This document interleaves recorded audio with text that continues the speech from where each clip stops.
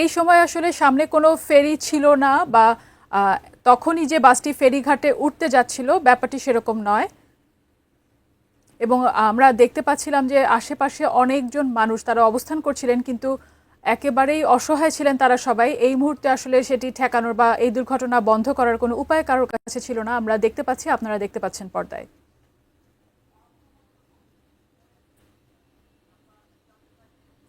আমরা দেখতে পাচ্ছি এই যে সাথে সাথে অনেকজন মানুষকে আমরা দেখতে পাচ্ছি, তাদের মধ্যে কেউ ছিলেন এই বাসেরই যাত্রী।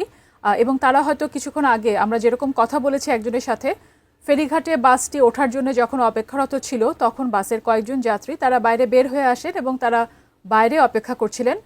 সেই সময় বাসটি আসলে এই দুর্ঘটনার কবলে পড়ে এবং পদ্মা নদীতে পড়ে যায়। ঠিক এরকমই আমরা একজন যাত্রীকে দেখতে পাচ্ছি। উনারা যেহেতু তখন বাইরে অবস্থান করছিলেন, সৌভাগ্যবশত উনারা বেঁচে গিয়েছেন।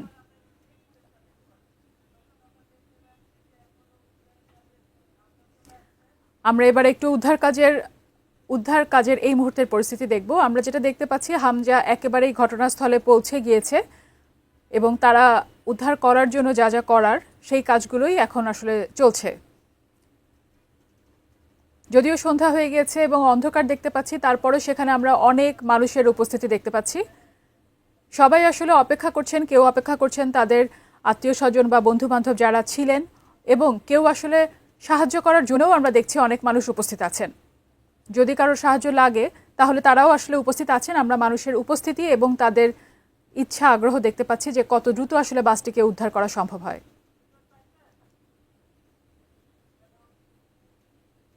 অনেক সাধারণ মানুষ সেখানে উপস্থিত আছেন, তারা সবাই অধীর আগ্রহে অপেক্ষা করছেন।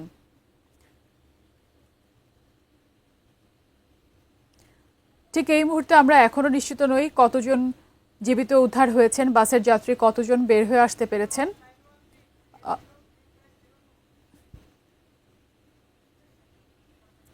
কেউ কেউ বলছেন যে 17 জন উদ্ধার হয়েছে জীবিত, এবং সংখ্যাটি আসলে এখনো নিশ্চিত করে বলা যাচ্ছে না।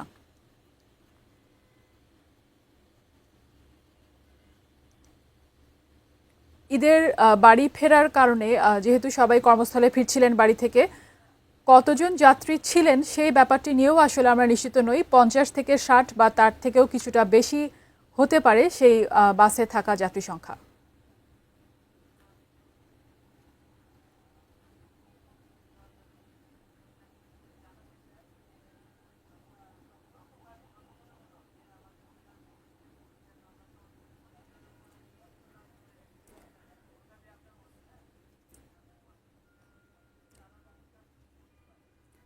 আমরা আমাদের আজকের এই খবরের মাধ্যমে, নিউজ বুলেটিনের মাধ্যমে দর্শক যারা আছেন তাদের সাথে পরিচিত, যারা আসলে সেখানে অবস্থান করছেন অথবা যাদের আত্মীয় স্বজন বন্ধু বান্ধব ওখানে অবস্থান করছেন, সবাইকে এই মেসেজটি দিতে চাই যে উদ্ধারকর্মী যারা সেখানে আছেন এবং যারা আসলে কাজ করছেন এই বাসটিকে উদ্ধারে, তাদেরকে যাতে আমরা কেউ কোনোভাবে কোনো অসুবিধার মধ্যে না ফেলি এবং সবাই যাতে সহযোগিতা করতে পারি, যাতে আমাদের এই উদ্ধার কাজটি আরও নির্বিঘ্নে আমরা সম্পন্ন করতে পারি।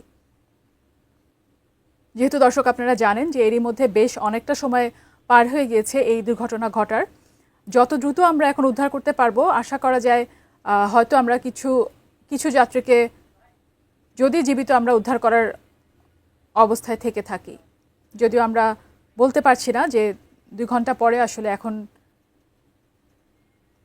কতজন জীবিত থাকতে পারবেন।